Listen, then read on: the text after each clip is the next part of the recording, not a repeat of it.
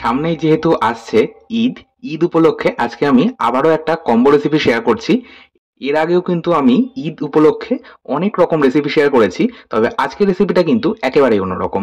আমার আজকের রেসিপি লখনৌর জনপ্রিয় গালৌটি কাবাব, আর সাথে রয়েছে লখনৌ স্পেশাল পরোটা, আর সাথে আমি একটা স্পেশাল গ্রিন চাটনি রেসিপিও শেয়ার করেছি। এই তিনটে একসাথে খেতে কিন্তু অসাধারণ লাগে। আপনারা কিভাবে বানাবেন সহজ পদ্ধতিতে এই গালৌটি কাবাব, লখনৌ পরোটা আর স্পেশাল চাটনি, আসুন দেখে নেওয়া যাক আজকের ভিডিওটাতে। এখানে আমি গালৌটি কাবাব বানানোর জন্য 600 গ্রাম পরিমাণে ব্যবহার করব খাসির মাংস, চর্বি সহ রেওয়াজি খাসি এখানে ব্যবহার করছি। আর এই গালৌটি কাবাব বানানোর জন্য অবশ্যই কিন্তু একটু মাটন ফ্যাট মানে একটু চর্বি ব্যবহার করবেন। মাংসটা আগে ধুয়ে পরিষ্কার করে রাখা রয়েছে। ও হ্যাঁ, আরেকটা কথা যেটা বলবো, এখানে কিন্তু সম্পূর্ণ হাড় ছাড়া মাংস নিলে বেশি ভালো হয়, মানে একদম বোনলেস পিস নিলে বেশি ভালো হয়। যাই হোক, এখন একটা গ্রাইন্ডিং জারের মধ্যে প্রথমে দিয়ে দিলাম 3 থেকে 4টে কাঁচা লঙ্কা, ঝাল বুঝে কাঁচা লঙ্কা ব্যবহার করবে। দিয়ে দিয়েছি 15 থেকে 16 কোয়া রসুন আর হাফ ইঞ্চি আদা। সমস্তটা প্রথমে জল ছাড়া একবার গ্রাইন্ড করে নিলাম। এবার আমি এই মাটনটাকে একদম মিহি পেস্ট করে নেবো, কোনো রকম জলের ব্যবহার ছাড়া। এখানে কিন্তু আমি দুটো ব্যাচে মাটনটা পেস্ট করছি। আর আদা রসুন কাঁচা লঙ্কা একসাথে প্রথমে বাটলাম না, প্রথমে একটু গ্রাইন্ড করে নিলাম জল ছাড়া, তারপর বাটলাম। এতে করে একদম মিহি পেস্ট তৈরি হবে। আচ্ছা, এবার আমি সেকেন্ড ব্যাচ বাটার আগে, মানে সেকেন্ড ব্যাচের মাটনটা বাটার আগে আমি একটা ছোট সাইজের পেঁপের অর্ধেকটা খোসা সমেত ব্যবহার করব। অর্ধেক পেঁপে টুকরো করে নিয়েছিলাম, সেটা আমি সেকেন্ড ব্যাচের সাথে পেস্ট করে নিলাম। এই কাবাব যদি আপনারা মাটন দিয়ে তৈরি করেন, সেক্ষেত্রে কিন্তু অবশ্যই খোসা সহ কাঁচা পেঁপে বেটে ব্যবহার করবেন, তাহলে মাংসটা কিন্তু ভীষণ সফট আর টেন্ডার তৈরি হবে। আর যদি আপনারা চিকেন ব্যবহার করেন, সেক্ষেত্রে কিন্তু আবার পেঁপে বাটা ব্যবহার করার প্রয়োজন নেই। যাই হোক, সমস্ত মাংসের কিমা বানিয়ে নেওয়ার পর এর মধ্যে আমি অর্ধেক পাতিলেবুর রস ব্যবহার করেছি, আর ব্যবহার করলাম 2 টেবিল চামচ জল ঝরানো টক দই বা হাংকাট, আর ব্যবহার করেছি 1.5 চা চামচ মতন লবণ বা স্বাদ মতো লবণ। এখানে কিন্তু অবশ্যই জল ঝরানো টক দই ব্যবহার করবেন। জল ঝরানো টক দই সবসময় কাবাবে ব্যবহার করলে কাবাবের মধ্যে একটা জুসিনেস আসে, খেতে কিন্তু ভীষণ ভালো লাগে। তবে যদি আপনারা জল ঝরানো টক দই বা হাংকাট ব্যবহার করতে না চান, সেক্ষেত্রে কিন্তু আপনারা অবশ্যই একটা ডিম এখানে ব্যবহার করতে পারেন। যাই হোক, সমস্তটাকে সুন্দর করে মিশিয়ে নিয়ে ফার্স্ট ম্যারিনেশন আমাদের হয়ে গেল। এটা আমরা কভার করে 30 মিনিট রেখে দেবো। ফার্স্ট ম্যারিনেশন করে নেওয়ার পর এই যে মাঝে সময়টা রয়ে গেল, এর মধ্যে একটা স্পেশাল মশলা তৈরি করব। তার জন্য একটা প্যাকেটের মধ্যে নিয়ে নিচ্ছি 1/2 চা চামচ গোটা ধনে, 1/2 চা চামচ সাজিরা বা শাহি জিরা, 1/2 চা চামচ মৌরি। এখানে কিন্তু কোনো রকম নর্মাল জিরে ব্যবহার করবেন না, সাজিরে ব্যবহার করতে হবে। এর সাথে দুটো বড় এলাচ, একটা স্টার অ্যানিস, 7 থেকে 8টা ছোট এলাচ, 4 থেকে 5টা লবঙ্গ, আর হাফ ইঞ্চি দারচিনির টুকরো নিয়েছি। এর সাথে ব্যবহার করলাম 1/2 চা চামচ শামরিচ, 1/2 চা চামচ গোলমরিচ। চাইলে এখানে শুধুমাত্র গোলমরিচ বা শুধুমাত্র শামরিচও ব্যবহার করা যেতেই পারে। এর সাথে একটা জয়িত্রীর ফুল ব্যবহার করছি সম্পূর্ণটাই। একটা ছোট জায়ফলের অর্ধেক টুকরো ব্যবহার করব। জায়ফল খুব বেশি ব্যবহার করার প্রয়োজন নেই। এর সাথে ব্যবহার করব 1/2 চা চামচ কাবাব চিনি। এই কাবাব চিনি আর গোলমরিচ কিন্তু দেখতে অনেকটা একই। আপনারা যদি কাবাব চিনি আর গোলমরিচ দুটো পাশাপাশি নেন, দেখবেন কাবাব চিনির মাথার উপর একটা সরু সুতোর মতো অংশ বা একটা সুরের মতো অংশ রয়েছে, যেটা গোলমরিচে নেই। এটা দেখে চিহ্নিত করা যায় যে কাবাব চিনি আর গোলমরিচের মধ্যে পার্থক্য রয়েছে। যাই হোক, এবার এর মধ্যে নিয়ে নিলাম 2 চা চামচ ড্রাই রোজ প্যাটেল বা শুকনো গোলাপ ফুলের পাপড়ি। যে কোনো মোগলাই খানা বা মোগলাই ডিশে কিন্তু ব্যবহার করা হয় মশলা হিসেবে শুকনো গোলাপ ফুলের পাপড়ি। এর সাথে আমি 1 চা চামচ ব্যবহার করেছি আহ পাত্তার ফুল বা পাত্তার কা ফুল বা স্টোন ফ্লাওয়ার। এই স্টোন ফ্লাওয়ার কিন্তু ইজিলি আপনারা অনলাইনে পেয়ে যাবেন, অথবা যেহেতু এখন রমজান মাস চলছে, সামনেই ঈদ, সেই জন্য কিন্তু এখন যে কোনো সুপার স্টোর বা শপিং মলে এই পাত্তার কা ফুল ইজিলি পাওয়া যাচ্ছে। আপনারা চাইলে সেখান থেকেও পারচেস করতে পারেন। এরই মধ্যে আমি 1 টেবিল চামচ কাজু বাদাম আর 1 টেবিল চামচ নিয়েছি সাদা তিল। সাদা তিলের পরিবর্তে আপনারা মগজদানা বা চার মগজও নিতে পারেন। এই সমস্ত মশলা আমি একটা গ্রাইন্ডিং জারের মধ্যে নিয়ে নিলাম। এর মধ্যে আমি রঙের জন্য ব্যবহার করছি 1 চা চামচ কাশ্মীর লঙ্কার গুঁড়ো আর 1/4 চা চামচ বিট লবণ। যে কোনো কাবাব বা এই ধরনের রান্নাতে একটু বিট লবণ দিলে স্বাদটা আরও বেড়ে যায়। এবার সম্পূর্ণ রোস্ট না করে, মানে আনরোস্টেড অবস্থায় এই মশলাগুলো আমি গুঁড়ো করে নিলাম। এই কাবাবের কিন্তু এটাই স্পেশাল মশলা। কোনো রকম রোস্টেড মশলা কিন্তু এখানে ব্যবহার করা হয় না, মানে শুকনো খোলায় মশলা ভেজে নিয়ে ব্যবহার করা একেবারেই হয় না। যাই হোক, এই যে স্পেশাল মশলাটা বানালাম, এটা আমি দিয়ে দিলাম মোটামুটি 2 টেবিল চামচ। খুব বেশি মশলা আবার ব্যবহার করবেন না, তাহলে রান্নার স্বাদটা কিন্তু তেতো হয়ে যাবে। আর অবশ্যই মশলা বেশি হয়ে গেলে রান্নার স্বাদ একদমই নষ্ট হয়ে যায়। যাই হোক, আমি মশলাটা দেওয়ার পর বেঁচে যাওয়া মশলাটা একটা আলাদা পাত্রের মধ্যে নামিয়ে নিয়ে ওই একই গ্রাইন্ডিং জারের মধ্যে দিয়ে দিলাম মোটামুটি 5 থেকে 6 টেবিল চামচ পরিমাণে রোস্টেড ছোলা বা চানা। এই রোস্টেড ছোলা আপনারা ইজিলি বাজারে পেয়ে যাবেন, সেটাই আমি গ্রাইন্ড করে দিয়ে দিলাম। আপনারা চাইলে রোস্টেড ছোলার পরিবর্তে বেসনও ব্যবহার করতে পারেন। এখন ওই একই গ্রাইন্ডিং জারের মধ্যেই দিয়ে দিচ্ছি পেঁয়াজ বেরেস্তা। পেঁয়াজ বেরেস্তা আমি বাড়িতেই বানিয়ে নিয়েছি, আপনারা চাইলে বাজার থেকেও পারচেস করে দিতে পারেন। তবে বাড়িতেই কিন্তু আমি পেঁয়াজ বেরেস্তা বানিয়ে নিয়ে ব্যবহার করি। আমি 3টে মাঝারি সাইজের পেঁয়াজ সামান্য চিনি দিয়ে তেল আর ঘিয়ের মধ্যে মিডিয়াম আছে 7 থেকে 8 মিনিট ভেজে নিয়েছি। তারপর সেইটাই কিন্তু ঠান্ডা করে বেটে নিলাম। আচ্ছা, পেঁয়াজ বেরেস্তা আমি আজকে আর বানিয়ে দেখালাম না, যেহেতু এর আগে অনেকবার বিরিয়ানির রেসিপি শেয়ার করেছি আর সেখানে ডিটেলে আমি পেঁয়াজ বেরেস্তা বানানো দেখিয়েছি, তাই আজকে আর কিন্তু ডিটেলে দেখালাম না। যাই হোক, এবার এরই মধ্যে আমি দিয়ে দিয়েছি দুধের মালাই বা দুধের সর। দুধ জাল দেওয়ার পর ঠান্ডা হয়ে গেলে দেখবেন উপরে একটা সরের আস্তরণ পড়ে, সেটাই কিন্তু আমি এখানে 2 টেবিল চামচ ব্যবহার করেছি। চাইলে আপনারা এখানে ফ্রেশ ক্রিম 2 টেবিল চামচ ব্যবহার করতে পারেন।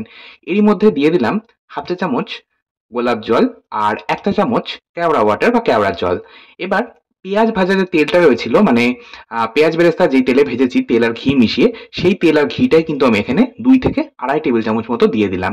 এবার সমস্তটাকে খুব সুন্দর করে মিনিট দেড়েক সময় ধরে ফেটিয়ে নিলাম বা হাত দিয়ে কিন্তু মাখিয়ে নিলাম।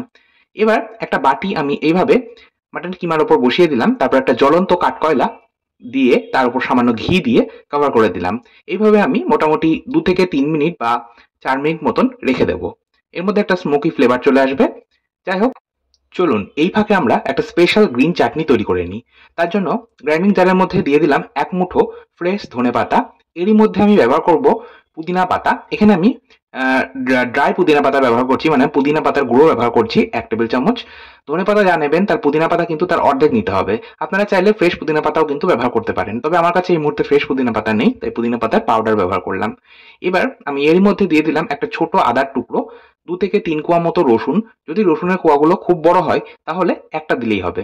দিয়েছি 2টো কাঁচা লঙ্কা আর 3 টেবিল চামচ ওই যে রোস্টেড ছোলা যেটা আমি গুঁড়ো করে নিয়ে কাবাবের ম্যারিনেশনের সময় ব্যবহার করেছিলাম, সেই ছোলাটাই কিন্তু আমি এখানে 3 চামচ মতো দিলাম। এরই মধ্যে দিয়ে দিলাম সামান্য, মানে এই ধরুন 1/4 চা চামচ মতো বিট লবণ, 1/4 চা চামচ নর্মাল রান্নার লবণ, দুরকম লবণ মিশিয়ে দেবেন, তাহলে তাহলে চাটনিটা কিন্তু খেতে আরো সুস্বাদু লাগবে। এরই মধ্যে আমি 1 চা চামচ দিয়েছি চাট মশলা আর দিয়ে দিলাম 2 থেকে 3 চামচ মতো চিনি বা স্বাদ মতো চিনি। হাফ চা চামচ মতন দিয়েছি পাতিলেবুর রস আর 1 চামচ দিয়েছি টক দই। চাইলে আপনারা পাতিলেবুর রসটা স্কিপ করে সম্পূর্ণ কিন্তু 2 টেবিল চামচ টক দই দিতে পারেন। তারপর সমস্তটাকে সুন্দর করে পেস্ট করে নিলাম। আমাদের কিন্তু স্পেশাল গ্রিন চাটনি তৈরি। আর এই চাটনিটা খুব বেশি জল দিয়ে পাতলা করবেন না, এই চাটনিটা কিন্তু একটু ঠিক হবে, না হলে কিন্তু বেশি পাতলা হয়ে গেলে খেতে ভালো লাগবে না। অপরদিকে 4 মিনিট হয়ে গেছে, আমি এটা কভার করে রেখেছিলাম, এর মধ্যে স্মোকি ফ্লেভার চলে এসেছে। এখন আমি এই যে চারকোল বা কাঠকয়লার যে পাত্রটা ছিল সেটা তুলে নিলাম, তারপর এটা কভার করে 1 ঘন্টা রেখে দেবো। আমার হাতে যেহেতু সময় খুব কম তাই আমি 1 ঘন্টা রাখছি। আপনাদের যদি হাতে সময় থাকে 2 ঘন্টা বা ওভারনাইটও কিন্তু রাখতে পারেন, তবে ওভারনাইট যদি রাখেন সেক্ষেত্রে কিন্তু অবশ্যই নর্মাল ফ্রিজে রাখবেন। আচ্ছা, এবার আমি পরোটার জন্য একটা ময়দার ডো তৈরি করব। তার জন্য একটা পাত্রের মধ্যে নিয়ে নিলাম 700 গ্রাম পরিমাণে ময়দা। আপনারা আপনাদের পরিমাণ মতো ময়দা নেবেন। এবার একটা গ্রাইন্ডিং জারের মধ্যে দিয়ে দিলাম 4 টেবিল চামচ সুজি। এখানে আমি সূক্ষ্মদানা সুজি ব্যবহার করছি। এর মধ্যে আমি ব্যবহার করলাম 3 থেকে 4 টেবিল চামচ গুঁড়ো দুধ। আমি যেহেতু এখানে এই ময়দার ডোটাকে আমি জল দিয়ে তৈরি করব, সেই জন্য কিন্তু এখানে আমি গুঁড়ো দুধ ব্যবহার করলাম। যদি আপনারা লিকুইড দুধ দিয়ে এই পরোটার জন্য ময়দার ডোটা তৈরি করেন সেক্ষেত্রে কিন্তু গুঁড়ো দুধ ব্যবহার করার প্রয়োজন নেই। এরই মধ্যে আমি ব্যবহার করলাম 1 টেবিল চামচ লবণ বা স্বাদ মতো লবণ। সামান্য চিনি দিয়েছি, চিনি টেস্টটাকে ব্যালেন্স করবে। দিয়েছি ফ্লেভারের জন্য 7 থেকে 8টা ছোট এলাচ আর 1 পিঞ্চ কেসার বা জাফরান। সমস্তটাকে একবার গ্রাইন্ড করে নিলাম। আমাদের এই পাউডারটাকে এবার দিয়ে দিচ্ছি ময়দার মধ্যে। সম্পূর্ণ পাউডারটাই কিন্তু এর মধ্যে প্রয়োজন পড়বে। এবার এরই মধ্যে আমি ব্যবহার করছি মোটামুটি হাফ চা চামচ মতন গোলাপ জল আর ব্যবহার করব হাফ চা চামচ কেওড়া ওয়াটার বা কেওড়ার জল। আর এরই মধ্যে আমি ময়ানের জন্য ঘি আর তেল দুরকম মিশিয়ে ব্যবহার করব। আমি ব্যবহার করলাম 2 টেবিল চামচ ঘি আর 2 টেবিল চামচ সাদা তেল। এবার সমস্তটাকে খুব ভালো মতো মিশিয়ে ময়ান দিয়ে নিতে হবে। আচ্ছা, ময়ানটাকে কিন্তু খুব সুন্দর করে মিনিট দেড়েক সময় ধরে ঘষে ঘষে দিয়ে নিতে হবে। ময়ান দেওয়া হয়ে গেলে আমি এবার এই ডোটা তৈরি করার জন্য ব্যবহার করব হালকা গরম জল। এখানে আমি হালকা গরম জল দিয়ে এই ময়দা ডোটা তৈরি করে নিচ্ছি। আর এই ডোটা কিন্তু খুব বেশি নরম বা খুব বেশি শক্ত হবে না, যেমন নর্মাল রুটি লুচি বা পরোটার জন্য আমরা ডো তৈরি করে থাকি আটা ময়দার, সেই রকমই কিন্তু তৈরি করব। সবশেষে হাতের মধ্যে 1 চা চামচ সাদা তেল দিয়ে ডোটাকে আরো একবার ঠেসে নিলাম। এতে করে ডোটা কিন্তু ভীষণই মসৃণ আর সফট তৈরি হবে। সবশেষে ওপর থেকে আরো একটু সাদা তেল ভালো করে আমি মাখিয়ে নিয়ে ডোটাকে কমসে কম 30 মিনিট কিন্তু কভার করে রেখে দেবো রেস্টে। এবার চলে যাচ্ছি পরবর্তী স্টেপে। আমি কাবাবগুলো ফ্রাই করব, তার জন্য একটা তাওয়ার মধ্যে তেল গরম করে নিয়েছি। আর এখানে কিন্তু আমি পেঁয়াজ বেরেস্তা ভাজার পর যে তেলটা রয়ে গেছিল সেই তেলটাই নিয়েছি। ওই তেলের মধ্যেই সামান্য একটু তেল মিশিয়ে নিয়েছি। তেলটা প্রথমে ভালো মতো গরম করে নিলাম। তারপর গ্যাসের ফ্লেমটাকে একদম লোতে করে দিয়েছি। এখন একটা পাত্রের মধ্যে জল নিয়েছি। প্রথমে হাতটাকে আমি জল দিয়ে ভিজিয়ে নিলাম। তারপর এই যে কিমাটা বানিয়ে রেখেছি সেই কিমার থেকে আমি এইভাবে হাতের মধ্যে নিচ্ছি। আর এইভাবে আমি গরম তেলের ওপর তাওয়ার ওপর দিয়ে দিচ্ছি। আচ্ছা, গ্যাসের ফ্লেমটাকে কিন্তু আমরা লো মিডিয়ামে রেখে এই পুরো প্রসেসটা করব। মানে কাবাবটা কিন্তু লো মিডিয়ামে কুক করতে হবে বা ফ্রাই করতে হবে। আর মোটামুটি একটা সাইড ফ্রাই হতে 3 থেকে 4 মিনিট সময় লাগবে। 3 থেকে 4 মিনিট পর একটা চামচের সাহায্যে আমি এই একটা দিক উল্টে দিচ্ছি। আর অপর দিকটাকেও আমি কিন্তু আরো 3 থেকে 4 মিনিট লো মিডিয়াম আঁচে কুক করব। একদম লো মিডিয়াম আছে, ধীরে ধীরে এই রান্নাটা করতে হবে। কাবাবগুলো যদি লো মিডিয়াম আছে না ফ্রাই করা হয় তাহলে কিন্তু আবার ভেতরে কাঁচা থেকে যাবে। যাই হোক, সম্পূর্ণ 10 মিনিট সময় লাগলো আমার প্রথম ব্যাচের কাবাবটা ভাজতে। তারপর আমি প্রথম ব্যাচের কাবাবটা তুলে নেওয়ার পর একই পদ্ধতিতে ওই তাওয়ার মধ্যেই সামান্য একটু তেল দিয়ে আবারও হাতটাকে জলে ভিজিয়ে নিলাম। তারপর একইভাবে আমি কিমা থেকে এইভাবে ছোট ছোট বলের আকারে কেটে দিয়ে দিচ্ছি গরম তাওয়ার ওপর। এই একই পদ্ধতিতে আমি এখন বাকি কাবাবগুলো ভেজে নেব। চলুন, অপর দিক 30 মিনিট হয়ে গেছে। এখন আমি এই ময়দা ডোটাকে আরো একবার হাত দিয়ে ভালো মতো ঠেসে নিলাম। তারপর এখান থেকে আমি লেচি কাটবো। আর এখন আমি সমস্ত পরোটা লেচি কিন্তু কাটছি না। আমার যে কটা পরোটা এখন ভাজবো সেই কটাই কিন্তু আমি লেচি কাটবো। আর লেচিগুলো কিন্তু খুব বেশি বড় রাখবো না, নর্মাল যেমন রুটি বা পরোটার জন্য আমরা লেচি রাখি সেই রকমই রাখবো। লেচিগুলো আমি কেটে নিচ্ছি। এবার একটা করে লেচি নেব আর গুঁড়ো ময়দা ছড়িয়ে বেলে নেব।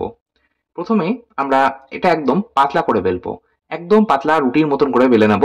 তারপর একটা ছুরির সাহায্যে এইভাবে একটা সাইডে কাট লাগিয়ে নিয়ে তারপর সেই সাইডটা ধরেই ফোল্ড করে অপর দিকে যে কাট লাগানো অংশটা রয়েছে সেখানে নিয়ে আসবো। তারপর এইভাবে ফিতে যেমন করে আমরা রোল করি সেইভাবে রোল করে নেব। ব্যাস, আমাদের একদম তৈরি হয়ে গেল লখনৌ স্পেশাল পরোটার লেচি। এবার এটাকে আমরা আবারও বেলে নেব। ব্যাস, এই পরোটাগুলো কিন্তু আমাদের খুব বেশি পাতলা হবে না, একটু মোটা রাখবেন। আচ্ছা, পরোটাগুলো আমি এইভাবে বেলবো আর ভাজতে থাকবো। দেখুন, আমি তাওয়া গরম করে নিয়েছি। তাওয়াটার ওপর আমি প্রথমেই বেলে রাখা পরোটা দিয়ে এপিট ওপিট করে প্রথমে সেঁকে নেব। দুটো পিঠ ভালো মতো সেঁকে নেওয়ার পর আমি 1 চামচ ঘি দিয়ে পরোটাটা ভাজবো। আপনারা চাইলে তেল দিয়েও কিন্তু পরোটা ভাজতেই পারেন। তেল বা ঘি যেটা আপনাদের পছন্দ সেটা দিয়ে কিন্তু আপনারা পরোটা ভাজতে পারেন।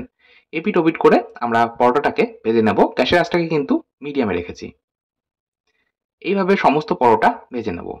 এখন আমি পরিবেশন করব। প্রথমেই আমি প্ল্যাটারে দিয়ে দিলাম পরোটা, তারপর ভেজে রাখা গালৌটি কাবাব, আর সাথে রয়েছে স্পেশাল আমাদের গ্রিন চাটনি আর একটু পেঁয়াজ। এই কম্বিনেশনটা খেতে কিন্তু এক কথায় অসাধারণ লাগে। এইরকম দেশ বিদেশের বিভিন্ন সুন্দর সুন্দর খাবারের রেসিপি পেতে আমার পাশে থাকার অনুরোধ রইল। ধন্যবাদ।